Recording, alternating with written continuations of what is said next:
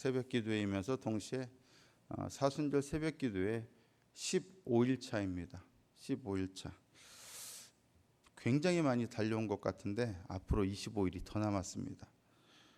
제가 사순절 매일매일 설교 준비하면서 십자로 나아가는 게 결코 쉬운 일이 아니구나 이런 생각이 들었습니다. 여러분 모두도 사순절 더욱더 주님의 은혜 가운데 비록 훈련과 연단이 쉬운 일은 아니나 십자가로 가는 길이 결코 쉬운 일은 아니라 주님 바라보면서 사순절 더욱더 경건하게 보내실 수 있기를 바랍니다. 오늘은 비우는 것이 충만하게 되는 것입니다 라는 제목으로 같이 말씀을 나누고자 합니다. 오늘 본문 10절을 보시면 모든 무릎을 예수의 이름에 꿇게 하시고 라는 표현이 나옵니다. 모든 무릎을 예수의 이름에 꿇게 하신다는 것은 무엇을 의미하는 걸까요? 단지 예수님이 모든 피조물보다 더 높은 곳에 오르신다는 것을 의미하는 것일까요? 무릎을 꿇는다는 것은 단순히 복종한다는 의미가 아닙니다. 구약성경 이사야 45장 23절을 보시면 내가 나를 두고 맹세하기를 내 입에서 공의로운 말이 나갔은즉 돌아오지 아니하나니 내게는 하나님이죠. 여호와 하나님께 모든 무릎이 꿇겠고 모든 혀가 맹세하리라 하였노라 이렇게 말씀합니다. 하나님께 모든 무릎이 꿇겠고라는 표현이 나오죠. 그러니까 모든 무릎이 꿇게 되는 대상은 누굽니까? 하나님이십니다. 그런데 바울은 그것을 지금 누구에게 적용하고 있습니까? 모든 무릎이 하나님께 꿇는다고 했는데 지금 누구에게 꿇는다고요? 예수 그리스도에게 꿇는다고 예수 그리스도에게 적용하고 있습니다. 이 꿇게라고 번역된 이 헬라어 동사는 절하다, 허리나 무릎을 굽으리다 라는 의미를 포함하고 있습니다. 그것은 곧 무엇을 의미하냐? 신을 경배하기 위한 자세를 의미합니다. 그렇다면 무릎을 꿇는다는 것은 하나님을 경배하기 위한 태도를 취한다는 것을 의미합니다. 무릎을 꿇는 것은 곧 무엇을 의미합니까? 하나님을 경배하는 것을 의미합니다. 모든 무릎이 예수님의 이름 앞에 꿇게 된다? 그것은 뭐라고요? 그것은 곧 경배한다. 모든 무릎이 누구를 경배해요? 하나님을 경배해야 하는데 지금 누구를 향해서 경배한다고요? 예수님을. 그것은 곧 모든 무릎이 예수님을 경배한다는 얘기는 예수님이 누구라는 얘기입니까? 경배 대상은 오직 누구만 경배 대상입니까? 하나님이시죠. 예수님이 바로 하나님이시란 얘기입니다. 예수님이 모든 피조물보다 좀 높은 데 오르셨다는 정도가 아니라 모든 피조물의 경배를 받으시기에 합당한 하나님이 되셨다는 얘기입니다. 예수님이.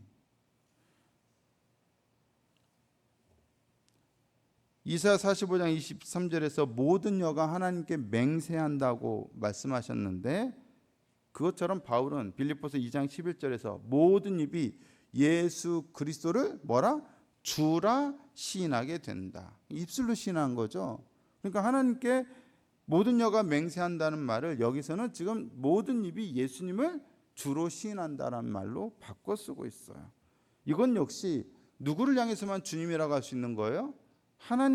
하나님께만 향해서 주라고 할 수 있는 것을 예수님께 하게 된다는 것을 의미합니다. 결과적으로 빌립보서 2장 9절에서 11절은 무엇을 말씀하고 있는 거냐? 예수님이 좀 높은 자리에 오르셨다는 그런 정도가 아니라 예수님의 어떤 고양됨, 높은 자리에 오르심 이 정도가 아니라 예수님의 신성, 예수님의 하나님 되심을 묘사하고 있는 것을 우리가 알 수가 있습니다. 빌립보서 2장 9절에서 11절에 나오는 지극히 높여 모든 이름 위에 뛰어난 같은 표현들은 예수님의 신성을 묘사하는데 아주 적절한 표현들입니다. 하지만 이런 것들은 어떨까요? 빌립보서 2장 7절에 보시면 7절 한번 보여주시면 뭐라고 되어 있습니까? 오히려 자기를 비워 종의 형체를 가지사 사람들과 같이 되셨고 또 빌립보서 2장 8절을 보시면 뭐라고 되어 있습니까? 사람의 모양으로 나타나사 자기를 낮추시고 죽기까지 복종하셨으니 곧 십자가에 죽으심이라. 7절에서는 자기를 비우셨다. 8절에서는 자기를 낮추셨다. 자기를 비워 자기를 낮추시고 이런 것도 예수님의 신성을 나타내는 표현이라 할 수 있습니까? 비움보다는 충만, 낮춤보다는 높음이 아무래도 우리의 고정관념 속에서는 신성에 더 적합한 표현이라 여겨집니다. 하지만 예수님께서 종의 형체를 갖기 위해 당신을 비우신다고 해서 그분의 신성이 사라집니까? 사람의 모양으로 나타나고 십자가에 죽기 위해 자기를 낮추신다고 해서 그분의 신성이 없어집니까? 예수님이 당신을 비우고 낮추신다 하더라도 여전히 그분은 하나님이시고 그분의 신성은 폐기되지 않습니다. 그렇다면 우리는 충만이나 높음 말고도 비움이나 낮춤도 혹은 비움이나 낮춤에서도 그분의 신성을 볼 수 있어야 하는 것 아닙니까? 적어도 이 본문에서만큼은 예수님의 신성이 그분의 높음이나 충만보다는 그분의 비움과 낮춤에 더 초점이 맞춰지고 있습니다. 이 본문에서만큼은 예수님의 신성에 더 적합한 표현은 높음이나 충만이 아니라 뭡니까? 바로 비움과 낮춤입니다. 예수님이 당신을 비우신 것 때문에 모든 무릎이 그분을 경배하게 되었습니다. 예수님이 당신을 낮추신 것 때문에 모든 이름에 뛰어난 이름이 그분에게 주어지게 되었습니다. 비움이나 낮춤은 우리가 결코 선호하는 것이 아닙니다. 하지만 여기에서 그 표현들은 예수님이 왜 하나님이실 수밖에 없는지를 보여주기 위해 사용되고 있습니다. 낮추신 분이시기에 그분이 하나님이시라는 겁니다.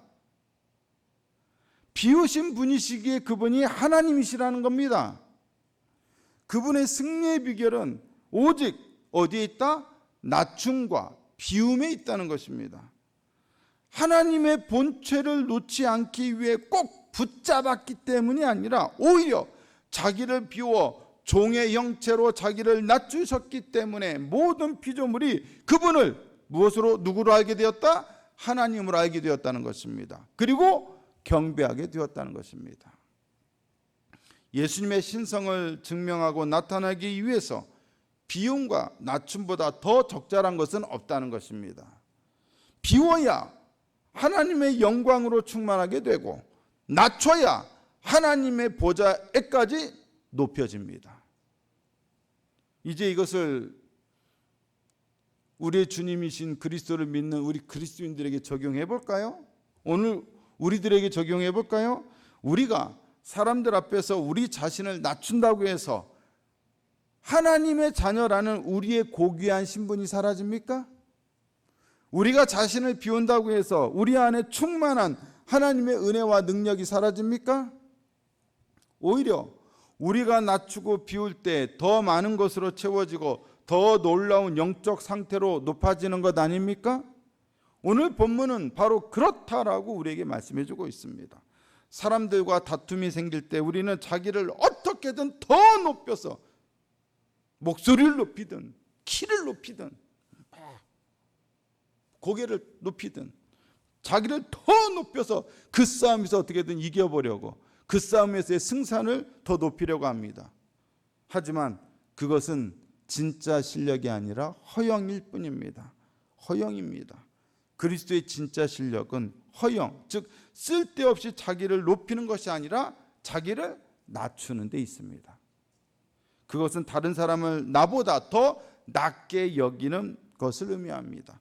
그럴 때 그리스도인들의 진짜 실력이 발휘되고 우리가 진짜 존귀한 하나님의 자녀라는 것이 드러납니다. 빌립보서 2장 3절을 보실까요? 아무 일에든지 다툼이나 허영으로 하지 말고 오직 겸손한 마음으로 각각 자기보다 남을 낮게 여기고. 우리는 오직 자기 자신에게만 관심을 둘 때가 참 많습니다. 나의 일, 나의 욕망, 나의 소유, 나의 성공, 나의 가족, 나의 자녀, 나의 집, 나의 교회, 나의 사업 등등. 하지만 그리스도인들은 나의 일에만 집중하는 사람들이 아니라 다른 사람들의 일도 돌볼 줄 아는 사람들입니다. 다른 사람들의 일을 돌봐 주려면 나의 것에 대한 집중, 혹은 나의 것에 대한, 혹은 내 것에 대한, 나에 대한 집착의 마음을 버려야 합니다. 비워야 합니다. 나를 비우고 다른 사람의 일을 돌봐주면 어떻게 된다고 말씀합니까? 기쁨으로 충만하게 된다고 말씀합니다. 빌립보서 2장 4절 말씀 보실까요? 각각 자기 일을 돌볼 뿐더러 또한 각각 다른 사람들의 일을 돌보아 나의 기쁨을 충만하게 하라. 기쁨만 충만한 것이 아닙니다. 하나님의 영광으로도 충만하게 됩니다. 성령의 능력과 은혜로도 충만하게 됩니다. 비우는 삶에 하나님의 거룩한 임재, 하나님의 거룩한 신성이 충만하게 됩니다. 사람들은 세상에서의 싸움 방식을 주장합니다. 높여져야 하고 충만하게 한다는 식으로, 내가 다 가져야 한다는 식으로 세상에서의 싸움은 그래야 이길 수 있다라고 말합니다. 하지만 그리스도인들은 세상의 싸움 방식이 아니라 예수님의 싸움 방식을 주장합니다. 그것은 무엇입니까? 오히려 다른 사람들을 높이기 위해서 나를 낮추고 나를 비워야 한다는 식으로 우리는 그렇게 싸워야 한다라고 말합니다. 우리가 가져야 할 마음은 세상 가치관으로 가득한 마음이 아니라 바로 그리스도 예수의 마음입니다. 빌립보서 2장 5절을 보시면 이렇게 말씀하지 않습니까? 너희 안에 이 마음을 품으라. 곧 그리스도 예수의 마음이니. 그리스도 예수의 마음은 채우려는 마음이 아니라 비우려는 마음이었습니다. 높아지려는 마음이 아니라 낮아지려는 마음이었습니다. 영적 삶의 신비는 참으로 매우 역설적입니다. 비우려고 할 때 채워진다는 것입니다. 낮아지려 할 때 높아진다는 것입니다. 우리가 흔히 져주는 것이 이기는 것이다 라는 말이 있지요. 여러분, 져줘가지고 이겨보신 적 있으십니까? 내가 져줘가지고 이겨보신 적 있으세요? 있다 없다? 있으시면 오른쪽 엄지발가락 올려보세요. 여러분, 져주는 것이 이긴 것이다. 말은 참 멋있습니다. 근데 사실 쉽지 않습니다. 져주지 않으려고 하기 때문에 계속 싸움이 되는 거 아닙니까? 근데 사실 져주는 것이 이기는 겁니다. 저도 그런 경우가 많지는 않습니다만 그런 경우가 있기는 있습니다. 요르단에 있을 때 참 친하게 지내는 한 선교사 가정이 있었습니다. 몇 가정이 친한 가정이 있어서 그 단체 카톡방에 세 가정이 이렇게 묶여 있었거든요.